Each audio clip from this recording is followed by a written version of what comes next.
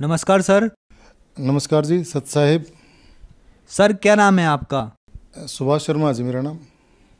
सुभाष शर्मा जी, आप कहाँ के रहने वाले हैं?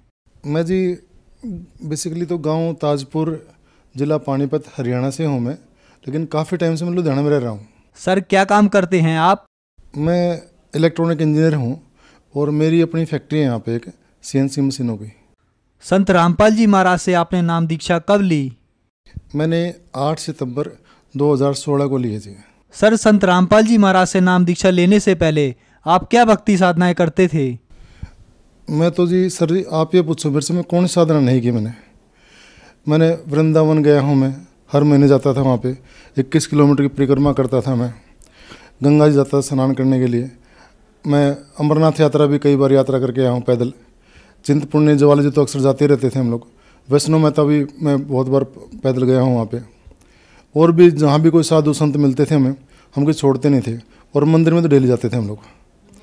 तो ये मंदिर में जो है हम लोग सारे जितने भी हैं देवी देवता सबकी पूजा करते थे हम लोग। हनुमान जी के भी, शिव जी के भी, कृष्ण भगवान के भी, बांके बिहारी के भी, जितने भी परमात्मा अपने बताए गए हैं हम किसी को नहीं छोड़ते, सबकी पूजा करते थे। क्या हुआ है कि मैं राधा स्वामी के चक्कर में पड़ गया जी, मैं उनके वहाँ पे, तो उन्हें सत्संग में जाना शुरू कर दिया मैंने। तो जो मेरे को उनके वहाँ कुछ समझ में नहीं आती थी बात। वो मेरे से पूछते थे, कई बार समझाते थे भाई क्या क्या समझ में आया, मुझे कुछ समझ में नहीं आया। तो जी वो कई 1 साल के करीब वो ऐसे हो गया। तो एक दिन वो मेरे को अपने पिताजी के पास में लेके चले गए। सत्संग में तो रेगुलर जाते थे, इसका एतवार को और बुधवार को सत्संग होते हैं जिनके यहाँ लुधियाना में। तो जो फिर हर सत्संग में पूछते भाई क्या समझ में आया, मुझे कुछ समझ में नहीं आया। तो बोलते भाई कैसे आदमी हो भाई, आपको समझ में नहीं आता। तो मेरे अपने पिताजी के पास ले गए जी वो। तो उन्होंने 1-1.5 घंटा में समझाया काफ़ी। फिर पूछे भाई क्या समझ में आया, मुझे कुछ समझ में नहीं आया। तो वो पूछे आप कैसे आदमी हो, मैं तो ठीक आदमी हूँ। बोलते फिर समझ में क्यों नहीं आता, मगर मेरी बुद्धि मोटी है, मेरे को समझ में इसलिए नहीं आता भी मुझे ये नहीं पता आपका सिर कहाँ पे, पैर कहाँ पे है। तो जी फिर मैं वहाँ से भी मेरे को दिमाग में ना कोई सेट नहीं बैठी बात जी। एक वहाँ पे बीड़ी सिगरेट भी सारे पीते थे, नशा भी सारे करते थे वो। और मैं भी रात समय बड़े में सारे काम करते हैं। फिर जब मैं दिल्ली चला गया, वहाँ से मैं दिल्ली से सुबह 4 बजे गया तो मैंने अखबार पढ़ा वहाँ पे। उस अखबार में ये आ रखा था कुमार स्वामी का सत्संग लुधियाना में है, पुड्डा ग्राउंड में। और जब मैं कुमार स्वामी सत्संग पहले सुनते आ रहा था काफ़ी दिन से, सत्संग जिसके मैं सबको सुनता था, ब्रह्म कुमारी के भी सुनता था मैं, राधा स्वामी के सुनता था मैं, विनोद वाले हैं उनके भी सुनता था जी मैं, और इनके तो सुनता था मैं कुमार स्वामी का। तो जी मेरे को ये लगा भी शायद ये सबके दुख निवारण करता है, हमारे भी करेगा ये। मैं चला गया जी वहाँ पे। वहाँ भीड़ बहुत थी। मैं जी वहाँ देखा 9-9:30 बजे गए, 12:30 बजे तक भाई इसकी विदाई करो, उसकी विदाई करो, ये आगे है, वो आगे है, एमएलए आ गया, मंत्री आ गए। अब जी 12:30 बज गए जी। 12:30 से सत्संग शुरू करा, 10 मिनट सत्संग करा। उसके बाद में बोलते जी 1 लाख रुपये वाले आ जाओ, 1.5 लाख रुपये वाले आ जाओ, 2 लाख रुपये वाले आ जाओ। मैं जी उन बातों को सुन के परेशान हो गया। परेशान में इसलिए हो गया, पहले छोड़ गए थे ये, और ऐसे मिल गए। तो टीवी में दिखाते कुछ और थे और वहाँ वो कुछ हो रहा था जी। तो जी उन्होंने मतलब यानी कि समझ लो पूरे उसमें 4 बजे तक आधा पौना घंटा सत्संग मुश्किल से करा जी। और जी फिर मेरे को भी ज़बरदस्ती किताब पकड़ा के जी, एक नामदान लो भाई अब। और जी 50-51 रुपये भी दिए मैंने उनको जी वहाँ पे। मैं जी लेकर आ गया। वो किताब मैं पढ़ूँगा जरूर था जी, पर मेरे को ध्यान नहीं, समझ में नहीं कुछ आवती वो। सर जैसा कि आपने बताया कि आप देवी देवताओं की भक्ति करते थे, आपने परिक्रमा भी करी, फिर आपने राधा स्वामी पंथ से नाम उपदेश लिया, उसके बाद आपने कुमार स्वामी पंथ से नाम उपदेश लिया। इतनी सारी भक्ति साधना करते हुए आपको क्या लाभ मिले? बस जी लाभ तो कुछ भी नहीं हुआ है, सिर्फ भटके हैं और डरे डोए हैं। बाद में तो हमें समझ में आई भाई जहाँ भी जो बकाया देता था वहीं चल पड़ते थे हम लोग। ना तो हमें कोई जड़ थी, ना कि तपात थी इसकी, ना कोई हमें समझ आई भाई कौन सा भगवान है इसमें, के भगवान है। हम तो जुकर आपने कह दिया भाई चलना अमरनाथ, चलो जी अमरनाथ, चलना जी वृंदावन, चलो जी वृंदावन। तो जी हमें तो ऐसा था जैसे बकाया देता वैसे बैग लेते। गीता जी में पढ़ता था, गीता जी मेरे समझ में नहीं आती बिल्कुल भी। हानि तो ये ऐसी हुई कि आपको बताया मैंने, फैक्ट्री मेरी भाई बंदी हो गई, मैंने चला 20-22 लाख रुपए नुकसान कर दिया उसमें, अपना जो पल्ले थे वे भी दे दिए और कर्जदार हो गया 20-22 लाख रुपए का। अब जी उस टाइम में मेरे को शुगर भी हो गई उस दौरान में, और रात को भी नींद नहीं आवा, किसी टाइम उठ के बैठ जाते अपना। मेरे जो सर्कल में थे, मेरे रिश्तेदार थे, मेरे भाई यार दोस्त बहन, जिनको अब कभी सोचा भी नहीं था मैंने किसी को नहीं बख्शा, सबसे पैसे ले रखे थे मैंने। इतना कर्जदार हो गया था मैं उस टाइम पे। फिर सर आप संत रामपाल जी महाराज की शरण में कैसे आए? टीवी में जी एक दिन क्या हुआ है कि मैं चैनल 305 लगा रहा था, 9:30 बजे की बात है जी, और 205 गलती से लग गया जी मेरे से। और जो उस पर संत रामपाल जी का सत्संग चल रहा जी। और संत रामपाल जी से तो हमेशा था कुत्ते बिल्ली का बैर हमारा, अगर भाई इसको तो हम गाली दिए बगैर तो बात नहीं करते इनसे। हम तो इतने नीच कर्म किए हुए हमने, पूछे मत भाई। हमें यदि कोई संत रामपाल नाम लेता था ना तो हम बोलते भाई और कोई बात कर ले, ये बात ना करें, ना तक इतने खींच के मार दूँ, याद रखेगा तू। और जी ये क्यों हुआ कि 2014 में इनका जी एक वो हुआ था घटना, गोबर वाला घटना हुई थी, वो सारा जी हमने लाइव टेलीकास्ट देखा जी। उसमें मीडिया ने जितना हमें मतलब भ्रमित कर दिया है कि संत रामपाल जी की इमेज पूरी हमारे मन में ऐसी बिठा दी जैसे भी पता नहीं कितना पहले आसाराम हुआ है, अब ये भी उनका भी ऐसा हो गया है, तीसरा कोई और उनका बाबा ने सारा देश का बेड़ा गर्क कर दिया जी। तो हम तो इतनी विरोध करते थे इनका कि नाम सुन के भी खुश नहीं थे, लेकिन परमात्मा ने जी ऐसी कृपा करी है। उस दिन संत रामपाल जी क्या कर रहे थे जी कि वो गीता का पाठ कर रहे थे, उसमें गीता का ज्ञान बता रहे थे। और जी गीता मेरी कमजोरी थी, क्योंकि गीता जी मैं 8 साल से पढ़ रहा था मैं, पर गीता मेरी समझ में नहीं आई। मैंने कई पंडितों के पास जाके पूछा जी भाई मेरे को इसके बारे में समझाओ भाई, वो श्लोक के बारे में, मैं उन्हें कुछ बतावा नहीं देना, मेरा तसली ना हो बिल्कुल भी जी। तो उस दिन अब मैं और संत रामपाल इतनी नफरत करूँ जी, मैं इनको देखूँ तो मेरे को ये भाई टीवी बंद कर दे, और बंद करो तो गीता बंद हो जी। उधर से मेरे घर वाले आ गए जी, वहाँ मेरे को मतलब उसने मारा था नहीं, पर मारने का पेट में कसर कोई नहीं रखी उसने, गुस्सा इतना करा है। अब बंद कर, किसका देख रहा है, पागल है, नू है, पढ़ा क्या दुनिया भर की बकवास करी जी मेरे को। और मैं जी और मेरे गीता का मेरे को ज्ञान जी मेरे को चस्क उसकी गीता की सुनने की। मैं उसको बोला भगवान ने सुनना सुन ले, ना तो आँखें बंद कर ले, कान से सुन लेते हैं, आँखें बंद कर लेते हैं, कानों सुन लेते हैं, आदमी ठीक बोल रहा है, बात ठीक कर रहा है, बात सुनो इसकी, बंदा जैसा मर्जी हो। वह जी 2-3 मिनट फिर आ गई, फिर उसने भी करा, मेरा जी दिमाग थोड़ा मेरा भी डिस्टर्ब हुआ। मैं उसको कहने लगा देख भगवान ने सुनना सुन, ना सुनना तो जाए यहाँ से, मेरे को सुनने दे। मैंने जी उस दिन संत रामपाल जी पूरा सत्संग सुना जी। सुना क्या जी, मैं मेरे सारे काना के पर्दे, दिमाग के पर्दे हिल गए, खुल गए, क्योंकि हम तो जी पता नहीं कित भटक रहे थे, क्या कर रहे थे, और मेरे को विश्वास नहीं होना होगा भाई ये क्या बता रहे हैं। और विश्वास इसलिए कि प्रमाण बता रहा सारा गीता जी के, क्योंकि मैंने गीता जी पढ़ता था, गीता 15 का बता रहा है, 16 में 7 में बता रहा है ब्रह्मा विष्णु महेश, ये क्या बोलते हैं इनकी पूजा जो करता मूर्ख आदमी है तो। और मैं कहूँ जी हम तो पूजा उनकी कर रहे हैं। अब जी क्या हुआ जी, मैं उस दिन सत्संग सुन लिया मैंने पूरा, पर मेरा दिमाग ना पूरा घूम गया जी। तो जी मैं रात को ऐसे सोया, अगले दिन भी मैं फटाफट जी मैं अपना उस सत्संग के चक्कर में 9:30 का देखूँ मैं क्या किस टाइम हुआ है, 9:30 बजे फिर आगे बैठ गया जी।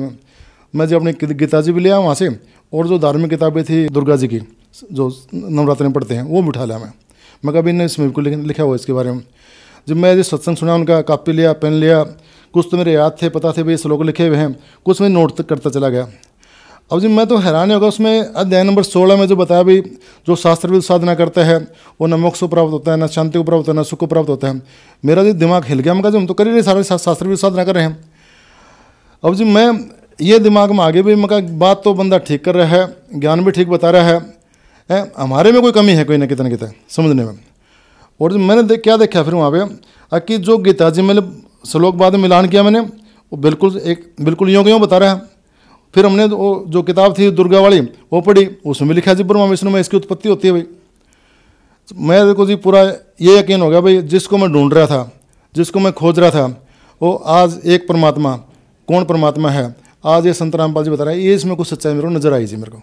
और जी एक खास बात क्या देखी जी, हमें जब विश्वास नहीं होता सत्संग सुनते थे, मैं बोलते भाई ऐसे झूठ बोल रहे हैं, लेकिन 2-4 मिनट के बाद में हमारे सवालों का जवाब सत्संग से मिल जाता था इनका। सबसे बड़ी बात ये आई कि हमें किसी और की आवश्यकता नहीं पड़ी है, इनके सवालों के जवाब जो हमारे मन में उठते थे वो सत्संग से मिल जाते थे हमें।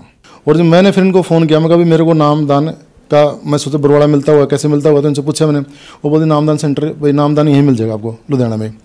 मैं सुबह उठ गया जी 5 बजे, उठ के जी मैं नहाया धोया, घर वाले पूछे भी क्या बात होगी, मैं फैक्ट्री में दिक्कत है वहाँ जाना है। मैं जी फैक्ट्री में गया, मैंने वहाँ एक सिगरेट पी के मैंने इनको फ़ोन करा, मैं कहा जी मैं आ सकता हूँ, बोलते आ जाओ भाई। मैं आया नहीं था, कोई सिस्टम देख लें क्या सिस्टम है इनका। ये बोले भी नामदान, मैं कहा जी नामदान लेना तो है, आज दे दो मेरे को आप। तो इन्होंने नामदान दे दिया जी मेरे को। मैंने कहा सिगरेट में बाहर जाके पी लूँगा मानक वाला गेट पे, इन्हों क्या पता लगेगा। जब मानक वाला गेट पे पहुंचा मैं, तो जी वहाँ पे मैंने स्कूटर रोका सिगरेट पीने के लिए, मेरे मन में आया भी नहीं वहाँ जाके पियेंगे फैक्ट्री में। मैं फैक्ट्री चला गया जी, फैक्ट्री में गया तो वहाँ घरवाले का फ़ोन आ गया, तो नाश्ता भी नहीं करा। मुझे नाश्ता करने चला गया, नाश्ता करके आया, दोपहर को पियेंगे। मैंने जो किताब दी थी उन्होंने को किताब पढ़नी शुरू कर दी मैंने, तो जी मैंने शाम तक भी सिगरेट नहीं पी। फिर जी मैंने सोची, मैं कहा चल सुबह पियेंगे भाई। जब सवेरे हुई तो मेरे दिमाग में ये बात है, यार तूने सुबह इतनी देर सिगरेट छोड़ दिया तो इबना पे तो क्या जोर पड़े तेरे पे। मेरे जी परमात्मा ने ऐसा काम करा जी, मैं वृंदावन जाता था, मैं वहाँ घंटे पढ़ रहता था, मैं भगवान मेरी ये छुड़ा दे, मेरा ये छुड़ा दे, मेरी ये खत्म कर दे। पर ये संत रामपाल जी महाराज के यहाँ पे वो 8 सितंबर 2016 सुबह 6 बजे की बात है, वो मेरी आखिरी सिगरेट थी जी। वो उसके बाद मैंने सिगरेट का ना मेरा मन करा ना मैंने पी जी। सर संत रामपाल जी महाराज की शरण में आने के बाद आपको क्या लाभ हुए? मेरे को सबसे बड़ा लाभ तो ये हुआ जी, एक तो मेरे को जो हम ढूंढ रहे थे जिस परमात्मा को, वो परमात्मा मिल गया जी हमें, जिसको हम खोज रहे थे। और मन को शांति मिली, बहुत ज़्यादा आत्मिक शांति इतनी मिली अगर भी पूछे मत आप। और जिस उसके बाद जो मेरी शुगर की बीमारी, जो मैं किलोमीटर कई सैर करता था, कभी ये दवाई खाओ, कभी वो दवाई खाओ, कभी उससे ले आओ, मैं जी उसके बाद में ऐसा हुआ जी अपने आप ही मैंने जी, मैं रोटी सीधी जो घर की रोटी सिंपल वो खाता था मैं, और मैं कोई दवाई भी मेरी मतलब बाहर बुर की भी मतलब थोड़ी बहुत खाता, ज़्यादा नहीं खाता। तो मेरी शुगर कंट्रोल हो गई जिसमें, और शुगर ऐसी कंट्रोल हो गई जी, मैं जब जाता चेक कराने, खाना खाने के बाद भी कराई, पहले भी कराई, और नॉर्मल तकरीबन 90-100 के करीब मेरी आती रही जी। एक लाभ तो मेरे को ये हुआ जी। दूसरा लाभ मेरा आर्थिक लाभ हुआ जी, मेरी फैक्ट्री बंद पड़ी थी, किराए में मेरी फैक्ट्री थी, वहाँ पे मशीनें सारी बंद पड़ी थी, और पैसे वाले मेरे तंग कर रहे थे डेली, तो जो मशीनें मेरी बिक नहीं रही थी। एक दिन अचानक मेरे को फ़ोन आया, जो आदमी मेरे पहले कई बार फ़ोन करता था, अभी मशीन बेचनी है, मैंने उसको मना कर दिया जी, भाई तेरे बस की मशीन लेनी है को नहीं, तो मेरा टाइम ना ख़राब करे, मैं कोई और को बेच लूँ अपने। वो आया भी तो आज एक मौका दे, मैं आ रहा हूँ वहाँ पे। तो जी मेरी मशीनें जो रेट में मैंने सोचा था उससे भी कहीं फालतू रेट में बिके जी वो, और जिसके मैंने जो मेरे तंग करते थे, मैंने सारे पैसे उस टाइम पे अपने वो वहाँ से फ्री हो गया जी मैं।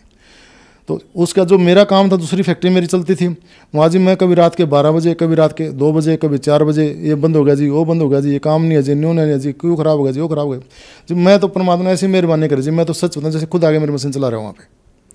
मतलब मैं अब भी, मेरे को वहाँ जाके पूछो जो मेरी गली में है, जो मेरी फैक्ट्री के आसपास में है, मेरे घर पे चले जाओ भाई, आज मैं टाइमली जाता हूँ, टाइमली आता हूँ बिल्कुल।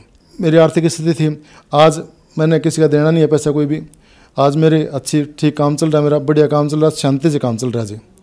घर में पूरा सुख शांति है, कोई परेशानी नहीं किसी बात की भी, और बिल्कुल मेंटल फ्री रहते हैं जी। सर, जो श्रद्धालु आपको देख रहे हैं उनको आप क्या संदेश देना चाहते हैं? भाई साहब, मैं तो ये संदेश देना चाहता हूँ इनको, अगर भाई अपनी ये जो बुद्धि है इसका ठीक इस्तेमाल करो, और ये जो मीडिया में बकवास करी गई है बिल्कुल एकदम निराधार है, झूठ है। और इस परमात्मा जो के रूप में, कबीर साहब के रूप में संत रामपाल आया हुआ है, इसको बदनाम किया गया है जी। हम पहले सुनते थे भी, 9 मन सूत उलझ रहा, ऋषि मुनि रहे जगमार, और सच्चा सतगुरु मिल जाए ऐसे उलझ जाना दूसरी बार। तो ये काम आज संत रामपाल जी महाराज ने आगे किया है यहाँ पे। ये कलयुग में उलझने वाला नहीं है। जो ज्ञान उन्होंने गीता में हमारे एक एक पेज, एक एक पन्ना खोल के बता दिया, सारे रहस्य बता दिए। हमें तो ये नहीं पता था भी गीता जी बोलने वाला कौन है। हम बोलते गीता जी कृष्ण भगवान ने बोले, ठीक है कृष्ण भगवान ने बोले, ज्ञान किसका था वो नहीं हमें पता था। और आज कितने बड़े बड़े गीता, ये संस्कृत पढ़ने वाले विद्वान, ये आचार्य जो अपने आप को मंडलेश्वर बोलते हैं अपने आप को, और क्या क्या उन्होंने उपाधियाँ दी हुई हैं अपने आप को, उनको आज तक नहीं समझ में आया है भाई गीता जी में क्या ज्ञान लिखा हुआ है। जैसे मास्टर होता है, अपने को पढ़ाता है, मैथमेटिक्स पढ़ाता है, गणित पढ़ाता है, अपने साइंस पढ़ाता है, उस मास्टर की तरह आगे एक एक कोई भी ग्रंथ नहीं छोड़ा उन्होंने। अपने गुरु ग्रंथ साहब में, बाइबल में, कुरान शरीफ में, श्री 4 वेद, जितने अपने पुराण हैं, और जो अपनी गीता जी है, हर एक का एक एक वेद खोल के रख दिया उन्होंने, सारा कुछ सुलझा के रख दिया।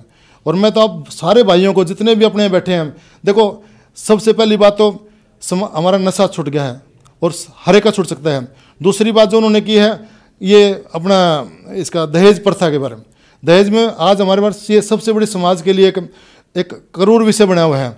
लड़की पैदा होती है, हम परेशान हो जाते हैं, अब भी क्या करेंगे, कैसे शादी करेंगे, सारी उम्र हमारी उसमें निकल जाती है। अब 17 मिनट में आपकी शादी होती है यहाँ पे, बगैर किसी का पैसा खर्च किए हुए। ये कितना बड़ा इन्होंने एक अभिशाप को खत्म किया है। ये संत रामपाल जी की मेहरबानी है, और समाज को एक धागे में पिरो दिया है, सारे के सारे को, हिंदू हो, मुसलमान हो, सिख हो, ईसाई हो, कोई ब्राह्मण हो, कोई शेड्यूल कास्ट हो, शेड्यूल ट्राइब हो, सारों को एक ही मतलब उस रास्ते पे लेके आ गए हैं। और आज हमारे में इतना प्रेम भाईचारा जागृत कर दिया है, हमारे को ये समझा दिया भी हमारा मकसद क्या है मनुष्य जन्म मिलने का। अब सब भाइयों से मेरी हाथ जोड़ के विनती है, जो मेरे परिवार वाले कहीं सुन रहे हो तो उनसे भी है, अगर भाइयों ये आओ, ये हुक्का बीड़ी बंद करो, अपने ये जो लड़ाई झगड़े आपस में करे बंद करो इसको। संत रामपाल जी का सत्संग सुनो, उन्हें ज्ञान सुनो, उन्हें ज्ञान का किताब मिलती है, फ्री में मिलती है। नंबर आते हैं उनके, जो सत्संग चलता है उस पर पीली पट्टी है, उस पर उनके अपने घर का एड्रेस लिखो, घर बैठे पुस्तक आएगी, फ्री में पुस्तक आएगी आपको, उसको पढ़ो, फिर आपको पता लगेगा इसका। और हमारे कितने समाज में ऐसे भगत हैं हमारे, जो आपको आगे सारा इसको समझा सकते हैं, बता सकते हैं आपको। लेकिन कोशिश तो करो, एक बार एक कदम आगे बढ़ो, 10 कदम हम बढ़ते हैं। आइए सुधार करिए समाज का। सर, संत रामपाल जी महाराज से नाम दीक्षा कैसे ली जा सकती है? संत रामपाल जी महाराज पे आजकल तो कम से कम 11-12 चैनल पे सत्संग चल रहे हैं इनके। साधना चैनल है, ईश्वर चैनल है, वाणी चैनल है, नेपाल वन है, उसके बाद श्रद्धा है, और भी बहुत सारे चैनल हैं। उन चैनलों के ऊपर एक नीचे पट्टी आती है, उस पट्टी के ऊपर एक व्हाट्सएप नंबर भी है और टेलीफोन नंबर भी हैं, मोबाइल नंबर हैं, उन पे अपना एड्रेस SMS करो, आपके घर बैठे आपकी पुस्तक आ जाएगी।